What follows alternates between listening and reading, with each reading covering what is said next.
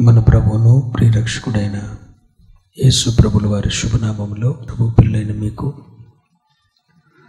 నా హృదయపూర్వకమైన వందనాలు తెలియజేస్తున్నాను. అందరికీ వందనాలు. దేవుని వాక్యాన్ని ధ్యానించే ముందు మూడు బారిన జీవితాలను సిగురింపచేసే దేవుడు, మారా అనుభవాలను మధురంగా మార్చే దేవుని స్తుతిస్తూ ఒక వచ్చిన ఒక పల్ల పాడుకొని ప్రభునామాన్ని మహింపరుచుకుందాం.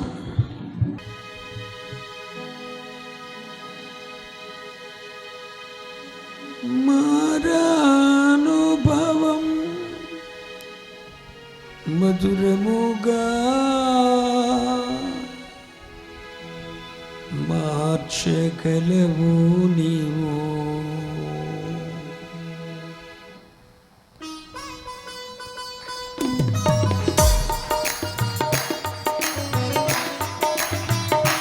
అనుకున్న వాళ్ళందరూ ఎదుర్కొచ్చు.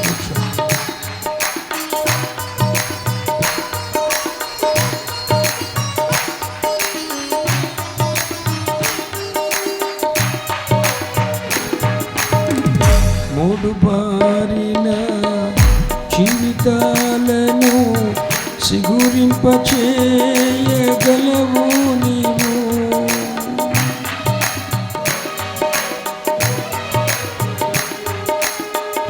మూడు బారిన జీవితాలను సిగురింపచేయగలవు నీవు.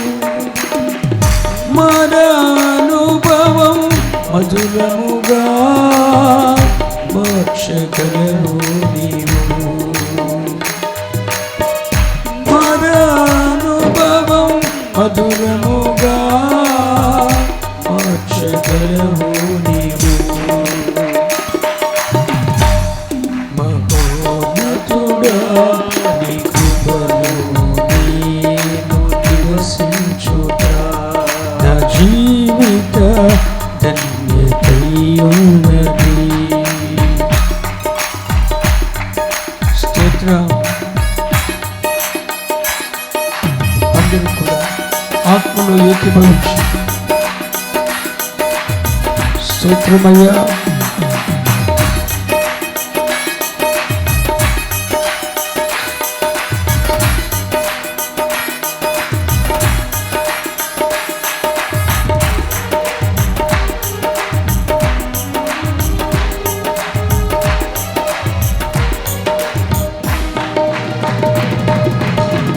ఆకువాడక ఆత్మఫలములు ఆనందముతో ఫలించనా.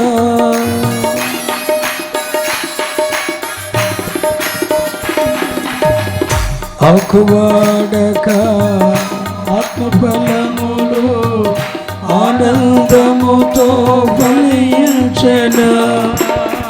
జీవజలముల ఊటయైనా నీవోరను నాటితివా. జీవజలముల ఊటయైనా నీవోరను నాటితివా.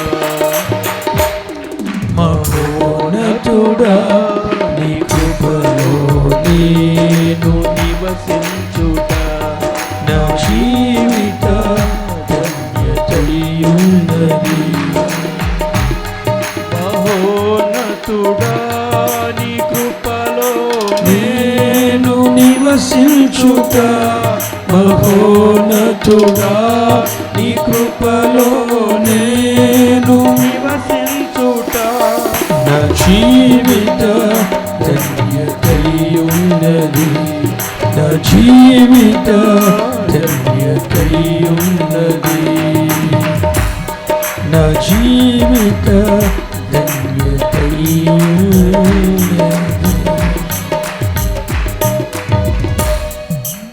హల్లెలూయా. చేతులెత్తి మనసారా ప్రాణాత్మ శరీరంలోని ఏకం చేసి మీ పూర్ణాత్మతో, పూర్ణ శక్తితో, పూర్ణ బలముతో, పూర్ణ వివేకంతో ప్రభుని స్తుతించండి. హల్లెలూయా హల్లెలూయా. స్తుతించండి స్తుతించండి స్తుతించండి. హల్లెలూయా.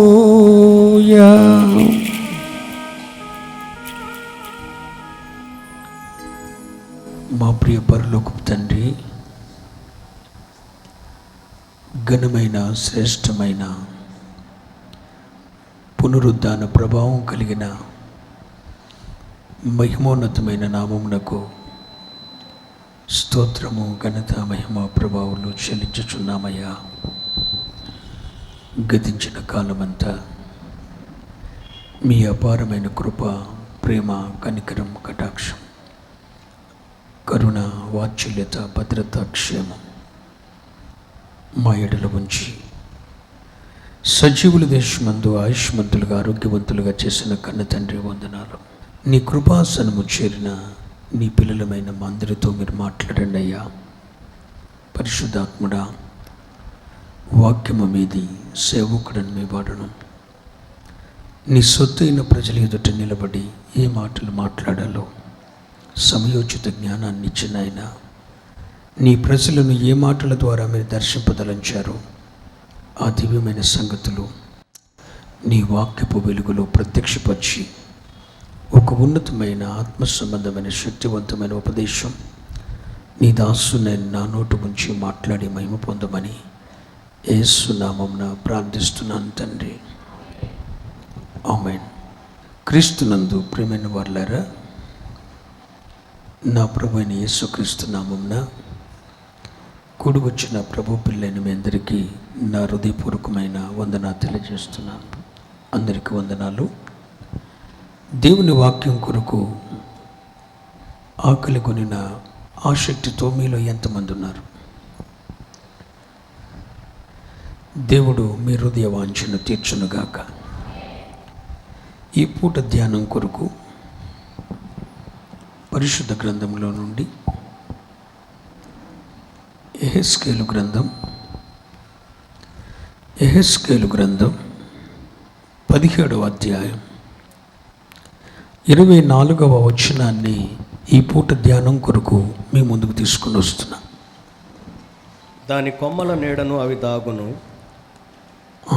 మరియు యెహోవా నగు నేనే ఘనమైన చెట్టును. యెహోవా నగు నేనే ఘనమైన చెట్టును. ఘనమైన చెట్టును. నీచమైనదిగాను. నీచమైనదిగాను. నీచమైన చెట్టును. నీచమైన చెట్టును. ఘనమైనదిగాను. ఘనమైనదిగాను. చేయువాడననియు. పచ్చని చెట్టు ఎండిపోవునట్లు. పచ్చని చెట్టు ఎండిపోవునట్లు. ఎండిన చెట్టు వికసించున్నట్లును. ఎండిన చెట్టు వికసించున్నట్లు చేయువాడననియు. భూమి యందుండు సకలమైన చెట్లకు తెలియబడును. యెహోవానగు నేను ఈ మాట సెలవిచ్చితిని. యెహోవానగు నేను ఈ మాట సెలవిచ్చితిని, నేనే దాన్ని నెరవేర్చేదను. ఆమేన్. ఈ వాక్యం ఎంతమందికి అర్థమైందో? మీకేమర్థమైంది? ప్రభు ఏమైనా చేయగలడు. చూడండి, ఘనమైన చెట్టును నీచమైనదిగా మార్చేస్తాడట. అసలు ఎందుకు పనికిరాదురా అనుకున్న నీచమైన చెట్టును ఘనమైనదిగా మార్చేస్తాడట. పచ్చగా ఉన్న చెట్టును ఎండిపోయేటట్లు చేస్తాడట.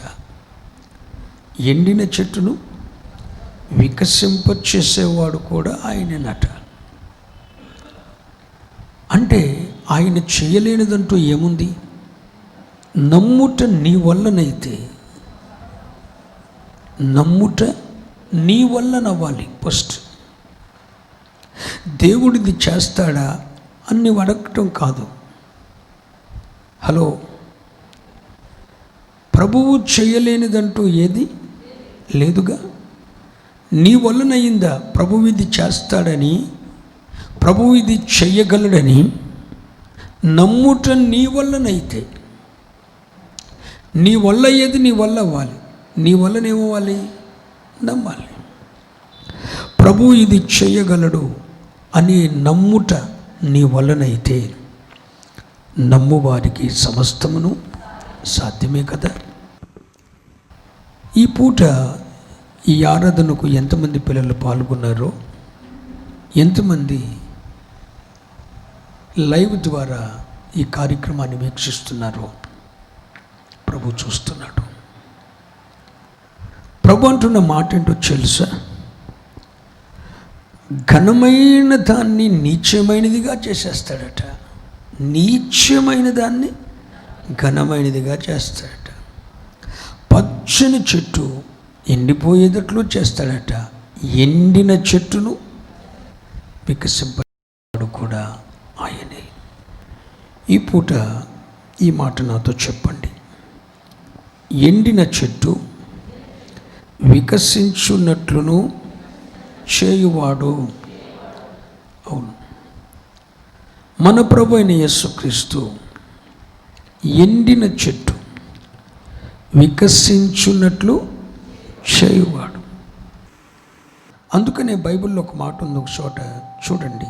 యెషయా గ్రంథం 56వ అధ్యాయం 3వ వాక్యం. యెహోవాను హత్తుకొను అన్యుడు, యెహోవాను హత్తుకొను అన్యుడు నిశ్చయముగా యెహోవా తన జనులలో నుండి నన్ను వెలివేయునని అనుకొనవద్దు. షండు నేను ఎండిన చెట్టని అనుకొనవద్దు. అనుకొనవద్దు. ఈ మాట మరలానండి. షండు ఎండిన చెట్టునని అనుకొనవద్దు. చాలు. మన జీవితంలో ఎదురైన పెను తుఫానులు, కష్టాలు, శోధనలు, అనారోగ్యాలు ఒక్కొక్కసారి మనలను ఎండగొడతాయి. మీరు ఎప్పుడైనా చూసారా? పెద్ద పెద్ద తుఫానులు వచ్చినప్పుడు ఆ తుఫానుల యొక్క ఎద్దడికి కొన్ని చెట్లు ఆ గాలికటు ఈ గాలికటు మురిగిపోయి, వేళ్ళన్నీ కదిలిపోయి, కొమ్మలన్నీ ఇరిగిపోయి, కొన్ని చెట్లు ఎండిపోయినట్టుగా మారిపోతాయి, ఎండిపోతాయి. మొన్న మధ్యలో వైజాగ్లో మీరు చూశారు కదా, పెద్ద జలప్రలయం, పెద్ద తుఫాను వస్తే ఆ తుఫానికి వైజాగ్ పట్టణంలో ఉన్న చెట్లన్నీ కూడా నేలమట్టమైపోయాయి. కొన్ని చెట్లు నిలబడే ఉన్నాయి, ఎండిపోయాయి. అవును,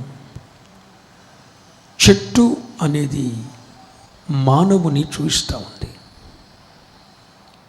బైబిల్లో చెట్టు అనేది మానవుని చూపిస్తూ ఉంది. అవును, ఈ లోకంలో జీవనయాత్ర చేస్తున్న నీవు నేను కూడా ఒక చెట్టు లాంటి వాళ్ళం. ఈ చెట్టు మీదకి ఒక్కొక్కసారి భయంకరమైన తుఫానులు, వీదురుగాలులు కలుగుతూ ఉంటాయి. మన జీవితం మీదకి వచ్చిన ఈ శోధనలు, ఈ కష్టాలు, ఈ అనారోగ్యాలు, ఈ ఉప్పెనలు, ఇవన్నీ మన చెట్టు మీద దాడి చేసినప్పుడు, మన జీవితం మీద దాడి చేసినప్పుడు ఆ శోధనకి ఇటు, ఈ శోధనకి అటు కదిలిపోయి, వేళ్ళన్నీ కదిలిపోయి, ఒక్కొక్కసారి మన బ్రతుకు ఎండిపోయినట్టుగా అనిపిస్తుంది. ఎందుకు పనికిరానట్టుగా అయిపోతుంది. మీరు ఎప్పుడైనా ఈ అనుభవాన్ని అనుభవించారా? ఒక ఎండిన చెట్టుగా, హలో, ఎండిన చెట్టుని ఎవడైనా ఆశ్రయిస్తాడా? నీడ కొరకు ఒక జంతువు ఆశ్రయిస్తుందా? లేదు. ఒక గూడు కట్టుకోవటానికి ఒక పక్షి ఆశ్రయిస్తుందా? లేదు. ఎండిన చెట్టుని ఒక పక్షి కానీ, ఒక జీవరాశి కానీ, జంతువుల్లో ఏది ఆశ్రయించదు. ఎందుకని? అది ఎండిపోయింది. అవును పిల్లలారా, నీవు పచ్చగా ఉన్నంతసేపు, నువ్వు క్షేమంగా ఉన్నంతసేపు, నీవు ఆరోగ్యంగా ఉన్నంతసేపు, 10 మందికి నీడనిచ్చే స్థితిలో ఉన్నంతసేపు, 10 మందికి ఆదరణ కలిగించే అంతసేపు నీ నీడకు అందరూ వస్తారు. నీ నీడన సేద తీర్చబడతారు. కానీ ఎప్పుడైతే నీవే శోధనల చేత, నీవే కష్టాల చేత, నీవే ప్రకంపనాల చేత, పెను తుఫానుల చేత, అలల చేత, పేదరికం చేత, అనారోగ్యం చేత, రకరకాల సమస్యల చేత నీవే కొట్టబడి, నీవే ఆకులు రాల్చేసి, నీవే నీ ఏళ్ళన్నీ కదిలిపోయి నీ చెట్టే ఉంటుందా ఊడొద్దా అన్నట్టుగా ఉన్నప్పుడు నిన్ను ప్రజలు మరొకలాగా చూస్తారు. కానీ పిల్లలారా, మనలో చాలామంది మన జీవితంలో ఎదురైన పరిస్థితులను బట్టి ఎండిపోయినట్టుగా ఉన్నాం. నీ భర్త కూడా నిన్ను ఆశ్రయించటానికి ఇష్టపడటం లేదు. ఒకప్పుడు నువ్వు ధనికురాలవని, స్థితిమంతురాలవని, నీ దగ్గర సామర్థ్యత ఉందని, కేవలం నీ ధనం మీద మోజు పెట్టుకొని, నీ మీద మనసు పెట్టుకొని కాదు, నీ ధనం మీద మోజు పెట్టుకొని, నువ్వు సంపాదించే సంపాదన మీద మనసు కలిగి నిన్ను దగ్గరకు తెచ్చిన నీ భర్త కానీ, నీ భార్య కానీ, నీ బిడ్డలు కానీ ఈరోజు నిన్ను ఆశ్రయించడానికి ఇష్టపడలేదు. కారణం నువ్వు ఎండిపోయావు. నువ్వు ఎందుకు పనికిరాని చెట్టుగా ఉన్నావు. ఒకవైపు నీ భర్తకు సుఖాన్ని పంచే స్థితిలో కానీ, నీ భార్యకు సుఖాన్ని పంచే స్థితిలో కానీ, లేకపోతే తన కుటుంబం కొరకు ఫలిస్తావు అన్న ఆశ కానీ లేని స్థితిలోకి నువ్వు వెళ్ళిపోయావు. ఎండిపోయిన చెట్టుగా మారిపోయారు. ఎలా అంటే ఉదాహరణ చెప్తాను. శారా గర్భం మృతతుల్యమైంది. ఆమె ముసలిదైపోయింది. స్త్రీ ధర్మం ఉడికిపోయింది. ఇక పిల్లలు పుడతారు అనటానికి ఆస్కారం లేదు. ఎండిపోయింది. గర్భం ఎండిపోయింది, శరీరం ఎండిపోయింది, ఆకారం ఎండిపోయింది, అన్నీ ఎండిపోయింది. అప్పుడు అబ్రహాం ఎప్పుడు అవకాశం వస్తుందని చూసి వేరే భార్యని చేసుకోవటానికి రెడీ అయిపోయాడు. ఎండిపోయింది. ఈరోజు నేను మీతో మాట్లాడుతున్న మాట, మీలో ఎంతమంది ఎండిన చెట్టుల నీ భర్తకు కనబడుతున్నావు? ఒకవేళ నీవే, ఈ వాక్యం వింటున్న నీవే ఒక ఎండిన చెట్టులాగా ఉన్నావా? హలో సోదరి, ఒక ఎండిన చెట్టులాగా ఉన్నావా? సోదరుడా, నీవు ఒక ఎండిన చెట్టులాగా ఉన్నావా? అంటే నిరుపయోగమైన చెట్టు, పొయ్యిలోకి తప్ప, కట్టెలకు తప్ప ఎందుకు పనికిరాని నిరుపయోగమైన చెట్టులా ఎండిపోయావా? నీ జీవితంలో ఎదురైన ప్రకంపనాలు, అలజడులు, శోధనలు, కష్టాలు, ఇరుకులు, ఇబ్బందులు, అపజయాలు, అనారోగ్యాలు, పేదరికం, ఇవన్నీ నిన్ను ఎండకట్టి ఈ రోజున నీ భర్త, నీ భార్య, నీ బిడ్డలు కూడా నిన్ను ఆశ్రయించడానికి ఇష్టం లేనంతగా ఎండిపోయావా? ఒకప్పుడు నీ నీడనే సేద తీర్చుకున్నవారు, నీ నీడనే పండినవారు, నీ నీడనే ఉన్నవారు ఈ రోజున ఆ చెట్టు నీడకు రావటానికి ఇష్టం లేనటువంటి పరిస్థితుల్లో ఎండిపోయావా? అయితే ఒకటి చెప్తున్నాను, నేను ప్రకటిస్తున్న నా దేవుడు ఉన్నాడే, నేను ఆరాధిస్తున్న నా దేవుడు ఉన్నాడే. ఈరోజు ఏ దేవుని ప్రకటిస్తున్నానో ఆ దేవుడు ఎండిన చెట్టును వికసించున్నట్లు చేయవాడు. ఎండిపోయిందిరా, అయిపోయింది, టోటల్ ఫినిష్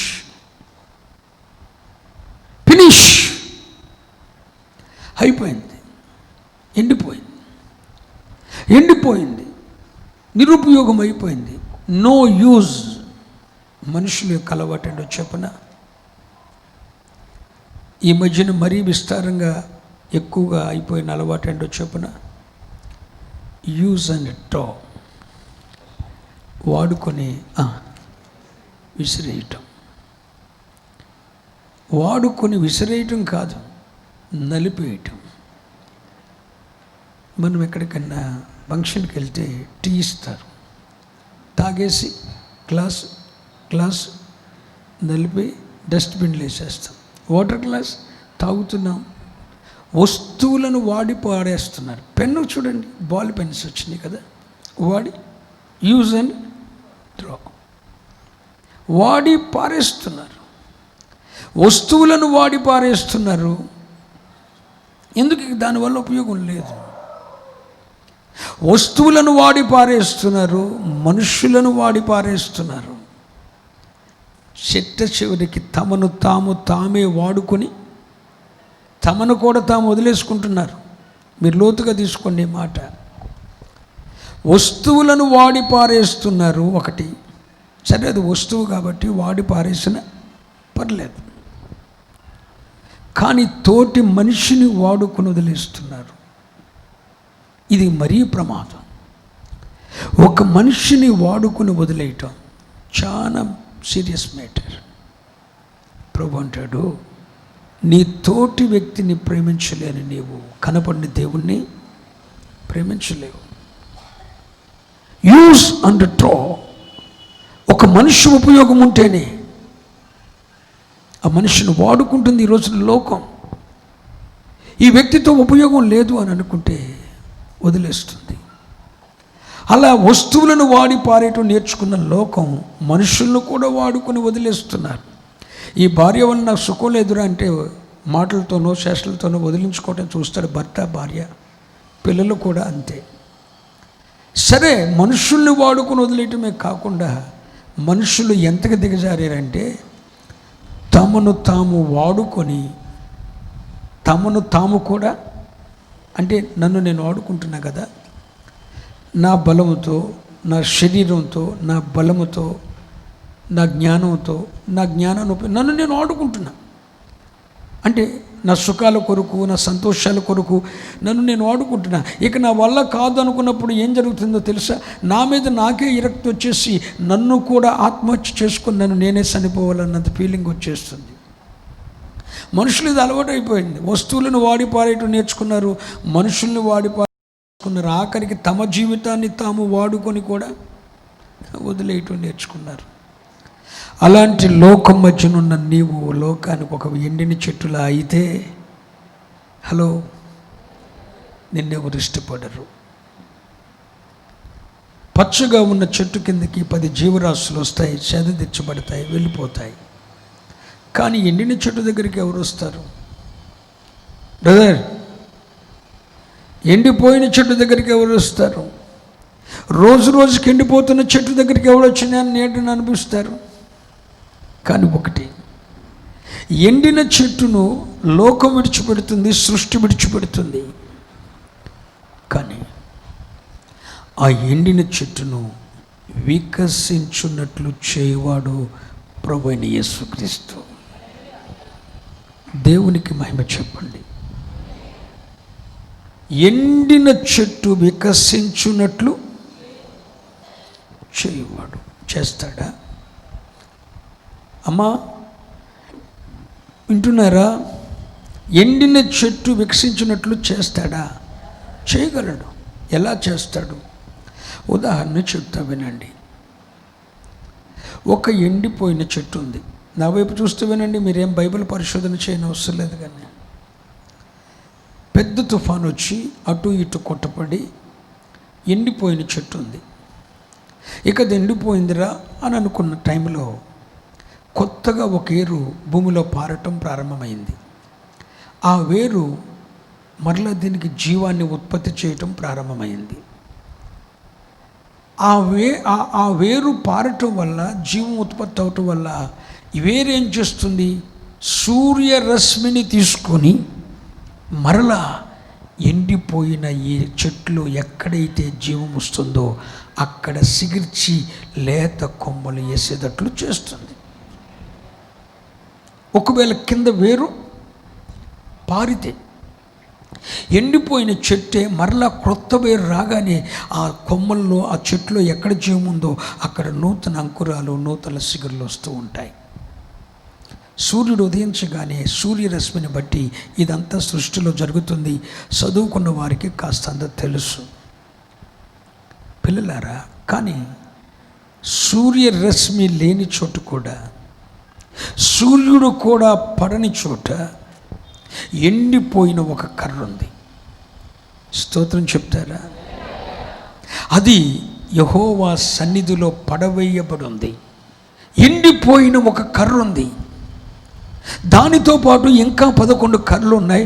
మొత్తం 12 కర్రలు ఎండిపోయిన కర్రలు కట్టకట్టి ఎండిపోయిన కర్రలని తీసుకొని వెళ్ళి 12 కర్రలు తీసుకొని వెళ్ళి యెహోవా సన్నిధిలో పడవేశారు. ఒక్కొక్క కర్ర మీద ఒక్కొక్క పేరుంది. ఆ పేర్లు ఏంటంటే ఇశ్రాయేలీయుల యొక్క 12 గోత్రకర్తల పేర్లు ఉన్నాయి. ఆ కర్రలు యెహోవా సన్నిధిలో పడవేసినప్పుడు తెల్లవారేసరికి ఎవని కర్ర అయితే సిగిర్చి పువ్వులు పూస్తుందో బాద పండ్లు కాస్తుందో వారు మాత్రమే దేవుని సన్నిధిలో యాజకత్వం చేయాలని దేవుడిచ్చిన సూచన మేర ఇశ్రాయేలీయుల యొక్క 12 గోత్రాల్లో గోత్రానికి ఒక కర్ర చొప్పున ఎండిన కర్రలు తీసుకొని వచ్చి యెహోవా సన్నిధిలో పడవేశారు. అది సాయంత్రం పూట. హలో, సాయంత్రం పూట ఆ కర్రలు తీసుకొచ్చి పడేశారు. ఇప్పుడు ఈ 12 కర్రలు అక్కడ ఉన్నాయి. అందులో లేవీదైన అహరోను కర్ర రాత్రికి రాత్రి సిగిర్చి పువ్వులు పూసి బాదము కాయలు కాదు, బాదపు పండ్లు కలదాయను. ఒక్క రాత్రిలో ఈ 12 కర్రల్లో ఒక్క కర్ర. అప్పటి వరకు ఎండిన కర్రే, అప్పటి వరకు ఎండిన కర్రే, అప్పటి వరకు ఎండిన కర్రే, అప్పటి వరకు ఎండిన కర్రే. ఆ 11 కర్రలు ఎండిన కర్రలతో పాటు ఈ 12 కర్ర కూడా ఎండిన కర్రే. కానీ యెహోవా సన్నిధిలో ఈ ఎండిన కర్రల మీద దేని మీద కూడా సూర్యరశ్మి లేదు. సూర్యరశ్మి ఉంటే చిగురించవచ్చు, కానీ సూర్యరశ్మి లేదు. భూమిలో నాటబడలేదు, వేరు పూయటానికి ఆస్కారం లేదు. ఎండిన 12 కర్రలు యెహోవా సన్నిధిలో ఉంటే ఆ 12 కర్రల్లో దేవుడు ఏర్పరచుకున్న ఒక కర్ర రాత్రికి రాత్రి సూర్యరశ్మి లేకుండా, రాత్రికి రాత్రి సూర్యరశ్మి లేకుండా, రాత్రికి రాత్రి భూమిలో వేరు పారకుండానే రాత్రికి రాత్రే సిగిర్చి పూలు పూసి బాదపు పండ్లు, అంటే కాయలు కాదు, పండ్లు కలదా అయిపోయింది. ఆ కర్ర దగ్గరికి వెళితే, కర్ర, ఓ ఎండిన కర్ర, నువ్వెర్రా సిగిరిచ్చావే, ఎలా వికసించావే, ఎలా సిగర్చగలిగావు, ఎలా వికసించగలిగావు, ఎలా పువ్వులు పూసావు, ఎలా బాదమకాయలు కాసావు కర్ర అని అడిగితే ప్రభు అంటుంది, సూర్యుడు నా కనుమరుగైపోయాడు, భూమి నాకు దూరంగా నిలిచింది, నేను వికసించటానికి ఆస్కారమే లేకుండా పోయింది. నేను వికసించటానికి కాస్తంత సూర్యుడు సహకరిస్తాడేమనుకున్నా సూర్యుడు సహకరించలేదు. నేల సహకరిస్తుందేమనుకున్నా నేల సహకరించలేదు. భూమి నాకు దూరంగా నిలిచింది, సూర్యుడు నాకు దూరంగా నిలిచాడు. అన్ని ప్రతికూల పరిస్థితుల మధ్య దేవుని సన్నిధిలో పడవేయబడి ఉన్నాను. ఆ రాత్రికి రాత్రే ప్రభువు యొక్క జీవం నన్ను తాకింది. నేను సిగర్చటం మొదలెట్టాను, వికసించటం మొదలుపెట్టాను.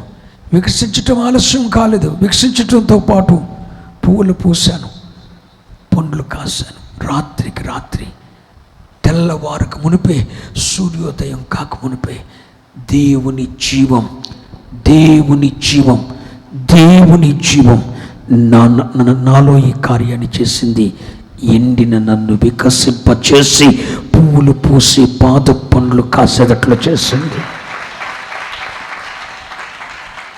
నేనంటాను, ఒకవేళ నీవు కూడా ఎండిన కర్రవే, రైట్, ఎండిపోయావు, వాస్తవమే, నువ్వు ఎండిపోయావు. ఆర్థికపరమైన సమస్యలతో ఎండిపోయావు, అనారోగ్యాలతో ఎండిపోయావు. నీ జీవితం మీదకి వచ్చిన ప్రకంపనలు, పెను తుఫానులు, అలజడులు నిన్ను ఎండగట్టాయి. టోటల్గా ఎండిపోయావు. ఇక నో యూజ్, నువ్వెవరికి ఉపయోగకరం కాదు.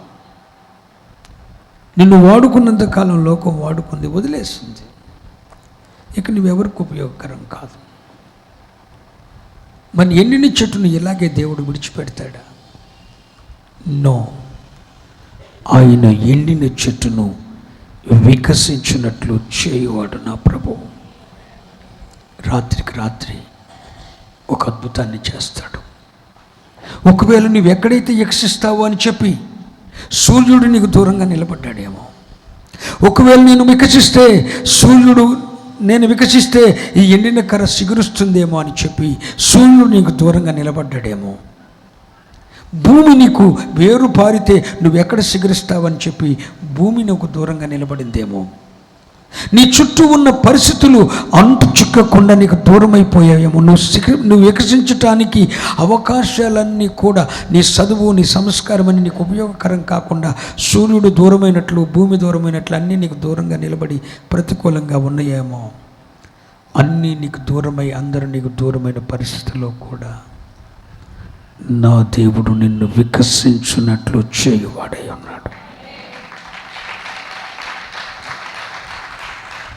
ఎండిన చెట్టు వికసించున్నట్లు చేయువాడు. స్తోత్రం.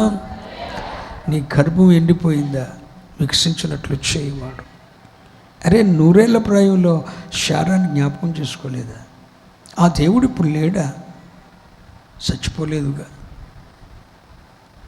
నీలో జీవ చచ్చిపోయింది, కానీ జీవాన్నిచ్చే దేవుడు మాత్రం చచ్చిపోలేదు. నిన్ను వికసింపచేయగలడు,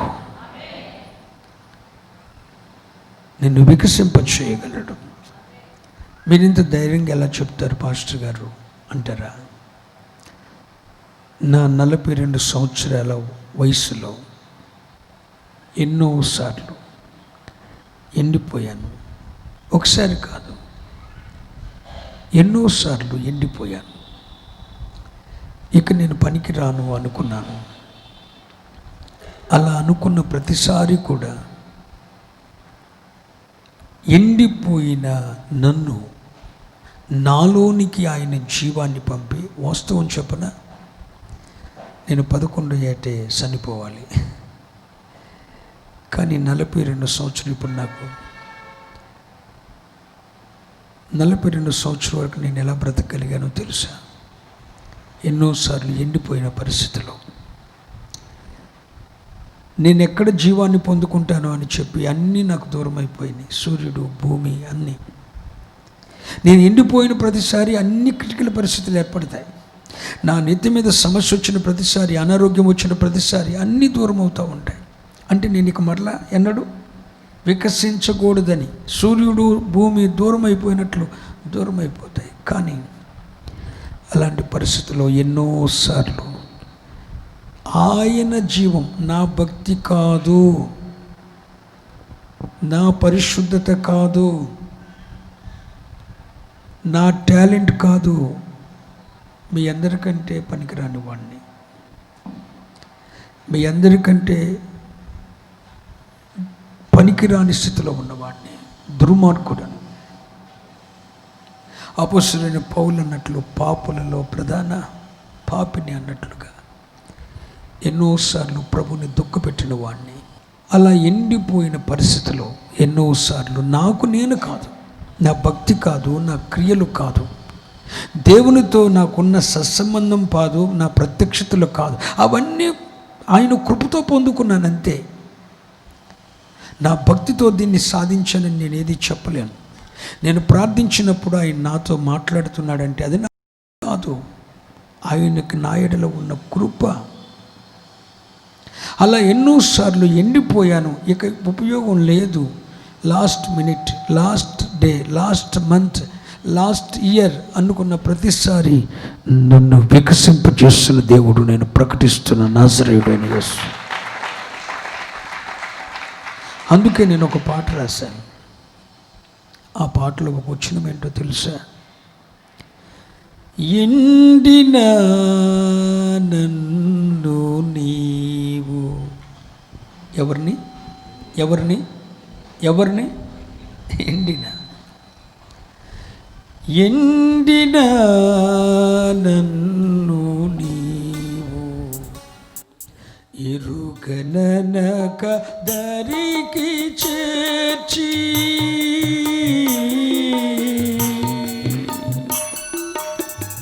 ఎండిన నన్ను నీవు ఎరుగననక దరికి చేర్చి ఎల్దిన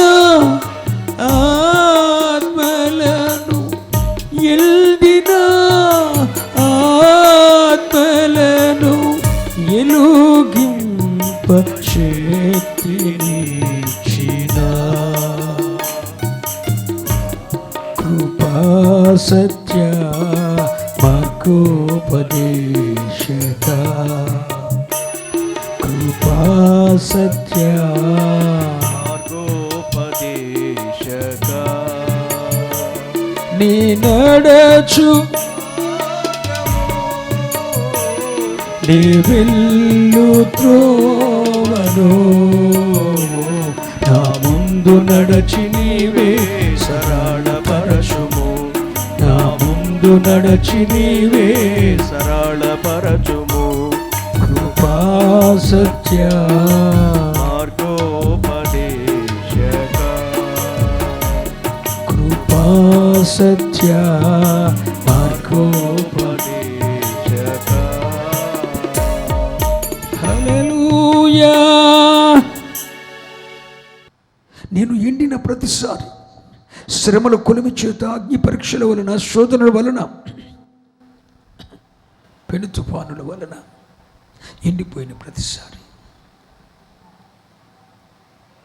నా భక్తి నా విశ్వాసత కాదు కానీ కేవలం నేను ప్రకటిస్తున్న దేవుని జీవం నాలోనికి ప్రవేశించి నన్ను వికసించినట్లు చేసింది. స్వరం పూర్తిగా డెత్, స్వరపేటిక టోటల్గా అరిగిపోయింది.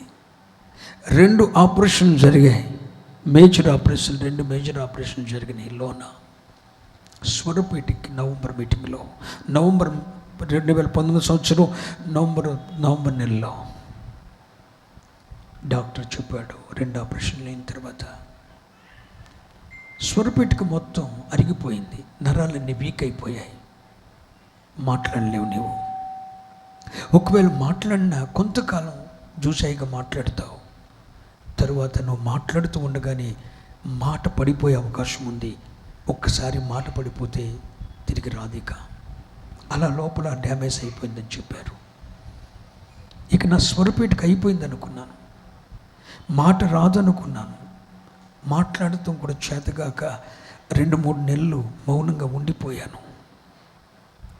అలాంటి సందర్భంలో ఎండిన ఆ పరిస్థితిని తన జీవాన్ని బట్టి వికసింపచేసిన వాడు నేను ప్రకటిస్తున్నా నజరేయుడైన యేసు. ఈరోజు ఇదే అద్భుతాన్ని మీ జీవితంలో ఎవరితోనో నా ప్రభువు చేయబోతున్నాడు. ఎండిపోయావా? ఎండిన చెట్టులో ఉన్నావా? నువ్వు పచ్చగా ఉన్నావు కాబట్టి నిన్నటి వరకు నీ భర్త, నీ బంధువులు నీ నీడనున్నారు. ఇవాళ నువ్వు అసహ్యంగా అయిపోయావు. పిచ్చిదానా, నీకు అర్థం కావట్లేదు. ఎండిపోయిన చెట్టులా చూస్తున్నాను నిన్ను.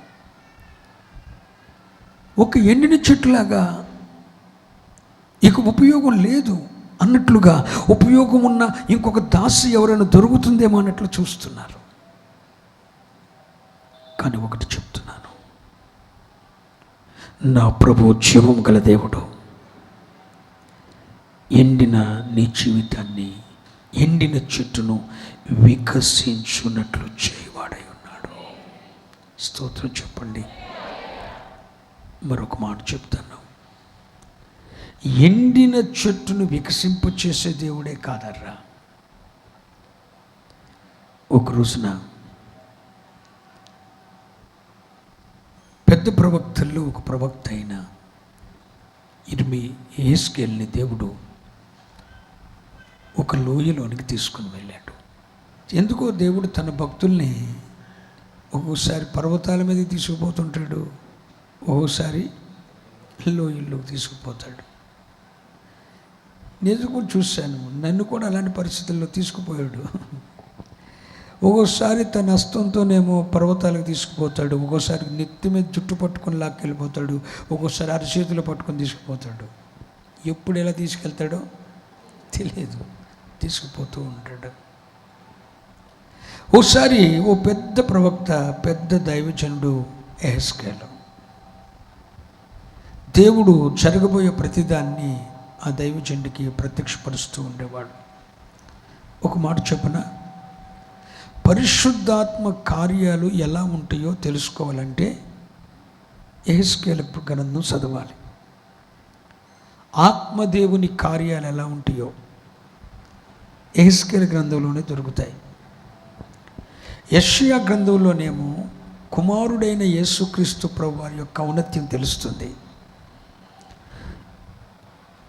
ఇర్మియా గ్రంథములో తండ్రి అయిన దేవుని కార్యాలు తెలుస్తాయి. యెహెజ్కేలు గ్రంథంలో ఆత్మ కార్యాలు ఎలా ఉంటాయో తెలుస్తుంది. ఈ యెహెజ్కేలు గ్రంథంలో ఈ ప్రవక్త దేవుడు ఒకసారి అతన్ని ఒక లోయలోనికి తీసుకుపోయాడు. ఆ లోయలో దించాడు. యెహెజ్కేలు, నీకేం కనపడుతుంది అని అడిగాడు.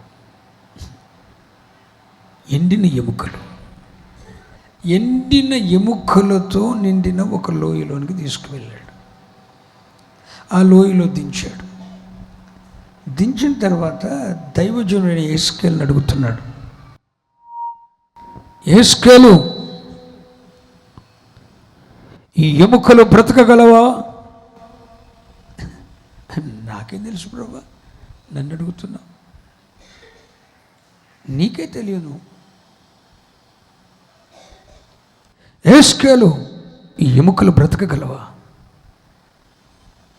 నాకు తెలియదు ప్రభువా, నాకేం తెలుసు, నీకే తెలుసు. అప్పుడు దైవజనుడైన యెహెజ్కేలుతో దేవుడు అంటాడు, యెహెజ్కేలు, వాటి మధ్యన నిలబడి నీవు ప్రవచించు.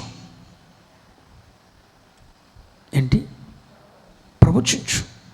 ఎండిన ఎముకలారా, యెహోవా మాట ఆలకించండి అని ప్రకటించు అనగానే యెహెజ్కేలు వాటి మధ్య నిలబడి, ఎండిన ఎముకలారా, యెహోవా మాట ఆలకించండి.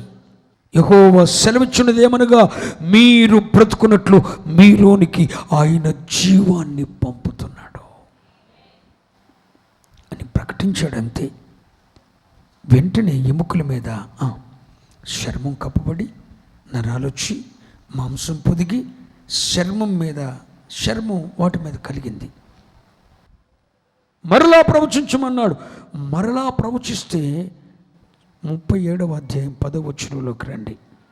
అప్పుడు ఆయన, నరపుత్రుడా, జీవాత్మ వచ్చినట్లు ప్రవచించి ఇట్లనము, ప్రభువగు యెహోవా సెలవిచ్చినదేమనగా, 9వ వచనం చదువుతున్న, జీవాత్మ నలుదిక్కుల నుండి వచ్చి అతులైన వీరు బ్రతుకున్నట్లు వీరి మీద ఊపిరి విడుము. 10వ వచనం, ఆయన నాకు ఆజ్ఞాపించినట్లు ప్రవచించగా జీవాత్మ వారిలోనికి వచ్చెను, వారు సజీవులై లేచి లెక్కింప సఖ్యము కాని మహాసైన్యమై నిలిచారు.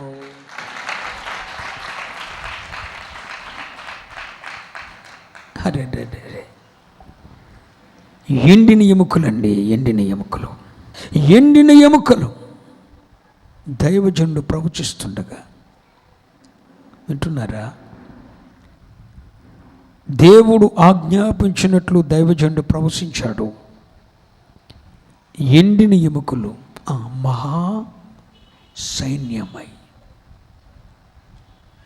మహా సైన్యముగా నిలిచారట. పిల్లలారా, ఎండిన ఎముకలు కదలగలవా? చెప్పండి, మాట్లాడండి. ఎండిన ఎముకలు కదలగలవా? ఎండిన ఎముకల్లో పటుత్వం ఉంటుందా? ఎండిన ఎముకల్లో జీవం ఉంటుందా? జీవమే లేని, కదలికలే లేని ఒక ఎండిన ఎముకను మహాసైన్యంగా నిలిపిన దేవుడు మన దేవుడు. హలో, నీ జీవితంలో ఆ ఎండిపోయిన పరిస్థితి ఏముందో నువ్వు నమ్మగలిగితే, ఎండిన ఎముకలను మహాసైన్యంగా నిలిపిన దేవుడు, ఎండిన చెట్టును వికసించున్నట్లు చేసిన దేవుడు, ఈ రోజున ఎండిన నీ బ్రతుకును ద్రాక్షావల్లి అయిన తనతో కట్టుకొని నిన్ను సిగురింప చేయటానికి నా ప్రభువు ఇష్టపడుతున్న సుదినం సుదినం సుదినం.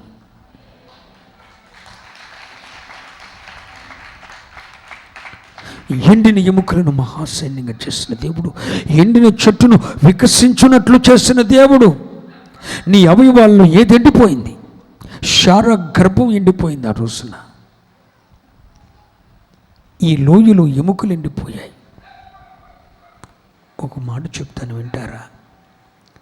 శరీరం నిలబడాలన్నా, కూర్చోవాలన్నా, పని చేయాలన్నా, ఏం చేయాలన్నా దాని అంతటికి ముఖ్యమేంటి చెప్పరే? ఎముకండి. నేను ఎందుకు కూర్చొని బోధిస్తున్నాను? నా వెన్నెముక అంతా అరిగిపోయింది. ప్రతి దాని ప్రక్కన గ్యాప్ వచ్చేసింది టోటల్. రాత్రి పండుకోవటానికి కూడా చాలా ఇబ్బంది పడాలి. శరీరాన్ని నిలబెట్టేది ఎముక, పనిచేయుటకు శక్తినిచ్చేది ఎముక. పండుకోవటానికైనా, నిలబడటానికైనా, వంగటానికైనా అన్నిటికీ ఉపయోగం ఏంటి? ఎముకే ఎండిపోతే, శరీరాన్ని దృఢపరిచే, శరీరానికి బలాన్ని అనుగ్రహించే ఎముకే ఎండిపోతే, ఆ ఎండిన ఎముకలను మహాసైన్యంగా చేసిన దేవుడు నా దేవుడు. ఎండిన నీ బ్రతుకును వికసించినట్లు చేయలేడా? మూడు బారిన నీ జీవితాన్ని సిగిర్చలేడా? ఆఖరిగా ఒక మాట చెప్పి ఈరోజు వాక్యాన్ని ముగించాలని ఆశపడుతున్నాను. నెంబర్ 1, ఎండిన చెట్టును వికసించున్నట్లు చేయవాడు. నెంబర్ 2, ఎండిన ఎముకలను మహాసైన్యంగా చేసే దేవుడు. అరే, ఎండిన ఎముకలను మహాసైన్యంగా చేసే దేవుడు. ఆఖరిగా ఒక మాట, యెషయా పుస్తకం 35వ అధ్యాయం 7వ వాక్యం, ఎండమావులు మడుగులగును. ఎండమాములు మడులగును. హలో, ఎండమాములు అంటే మీలో ఎంతమందికి తెలుసు? ఎండమావులు అంటే మీలో ఎంతమందికి తెలుసు? అంటే ఏంటి? మనం రోడ్డు మీద వెళ్తున్నప్పుడు నీళ్ళు ఉన్నట్టుంటాయి, కానీ అక్కడికి వెళ్ళేసరికి నీళ్ళు ఉండవు. నీళ్ళు ఉన్నట్టు కనపడి నీళ్ళే లేని పరిస్థితిని ఏమంటారు? అది ఇప్పుడు ప్రస్తుతం నీ జీవితం. నీళ్ళున్నట్టు కనబడుతున్నాయి, ఆరోగ్యం ఉన్నట్టు కనబడుతుంది, నీ దగ్గర ధనం ఉన్నట్టు కనబడుతుంది, నీళ్ళున్నట్టు కనబడుతుంది, కానీ నీ దగ్గర నీళ్లు లేవు. ప్రస్తుతానికి నువ్వెవరువు? ఎండమావు. అంటే నీ దగ్గర అన్నీ ఉన్నట్టున్నాయి కానీ ఏమీ లేవు. సంతోషం ఉందన్నట్టు కనబడుతున్నావు, లేదు. ఆరోగ్యం ఉందన్నట్టు కనబడుతున్నావు, లేదు. సమృద్ధి ఉన్నట్టు కనబడుతున్నావు, లేదు. ఎండమాములు అంటే ఉన్నవి అనిపిస్తుంది, ఉన్నట్టుగా ఉన్నాయి కానీ లేవు. దాన్ని ఎండమాము అంటారు. అలాంటి పరిస్థితి ప్రస్తుతం నీదనుకో. ఇలాంటి పరిస్థితిని, ఎండమావులు లాంటి పరిస్థితిని మడుగులుగా నా దేవుడు మార్చబోతున్నాడు. ఖచ్చితంగా అక్కడ నీటి మడుగుంటుంది. ఎప్పటి వరకు నీవు ఎండమావువి, ఉన్నట్టు ఉన్నవి కానీ లేవు. కానీ ఇప్పుడు ఖచ్చితంగా నీ జీవితాన్ని నా దేవుడు మడుగుగా చేస్తున్నాడు. నెక్స్ట్, ఎండిన భూమిలో చూడండి, ఎండిన భూమిలో నీటి బుగ్గలు పుట్టును. చాలా ఎక్కడ ఎండిన బుగ్గలు అంటే అసాధ్యాన్ని సాధ్యంగా మార్చగలిగిన వాడు ప్రభువైన యేసుక్రీస్తు. నీ ఉన్న చోటు ఎండిన భూమి ఏమో, ఎండిన భూమిలో ఉన్నవేమో. ఎండిన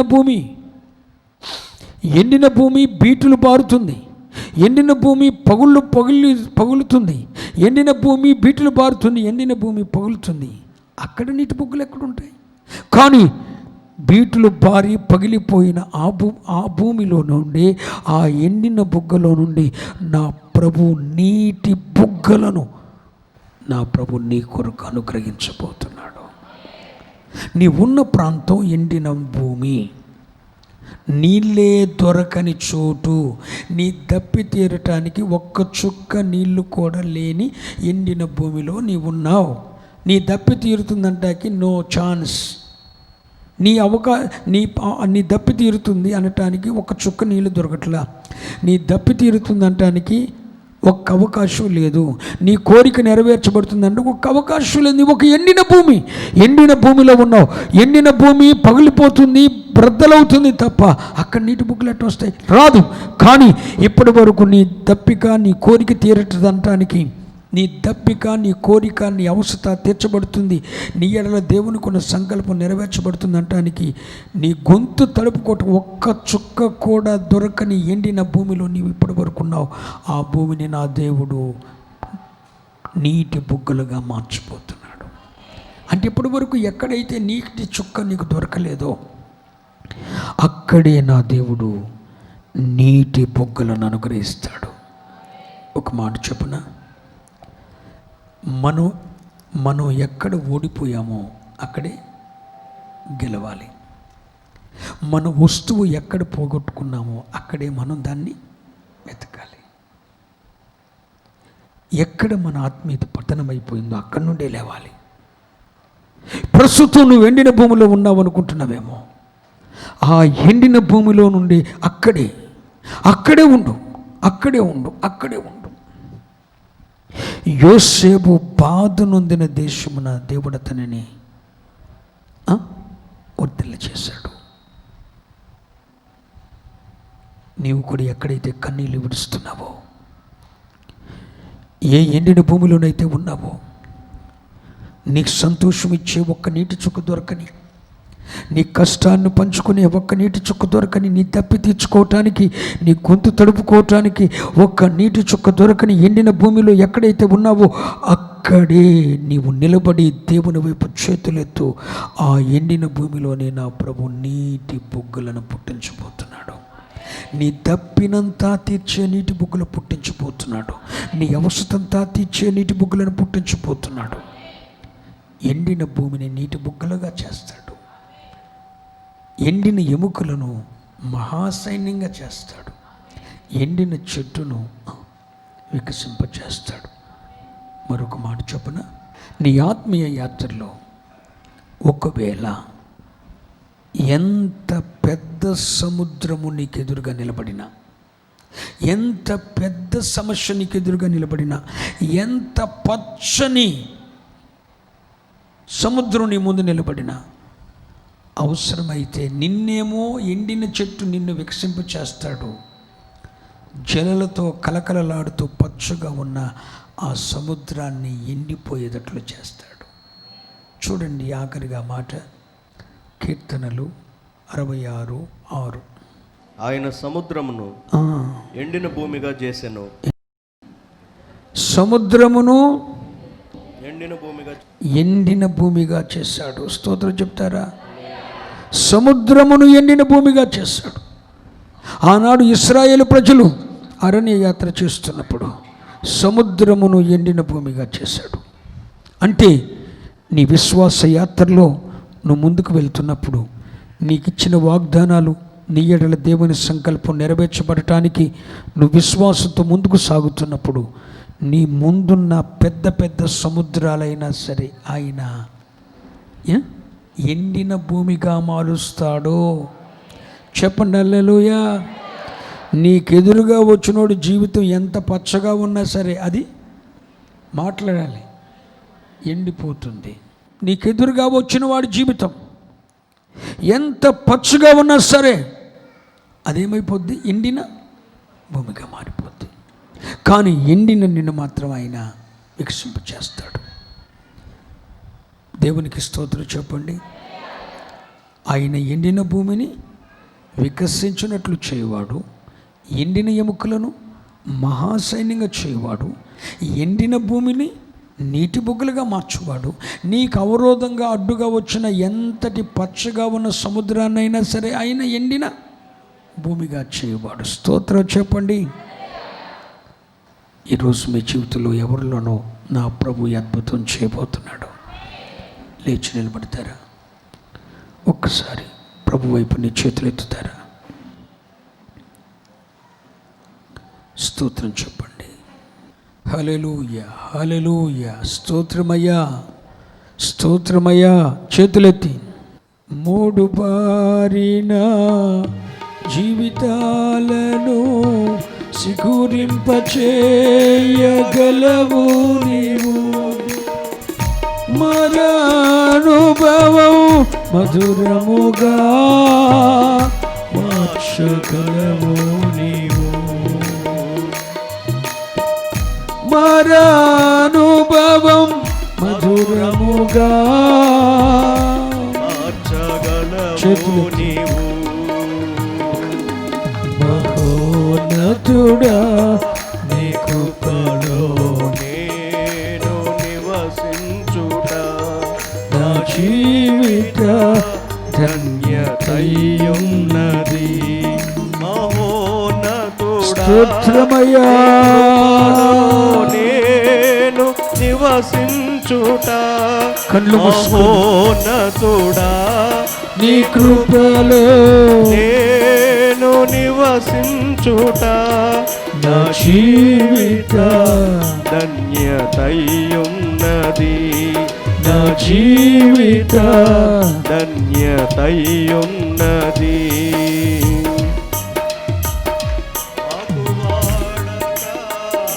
వడబారని శ్వాసము నాకై పరమందు దాసియుంచితివా, వడబారని స్వాస్యమునాకై పరమందు దాచియుంచితివా, వాగ్దాన ఫలము అనుభవింపా నీ కృపలో నన్ను పిలచితివా. స్తోత్రం ఫలము అనుభవింపా నీ కృపలో నన్ను పిలచితివా. మహోన్నతుడా నీ కృపలో నేను నివసించుట స్తోత్రం. జీవిత ధన్యతయున్నది.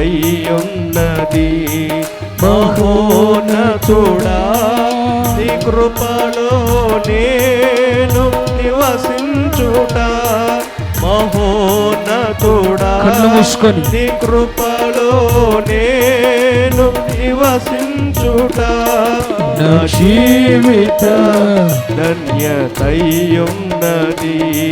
నా జీవిత ధన్యతయున్నది. హల్లెలూయా.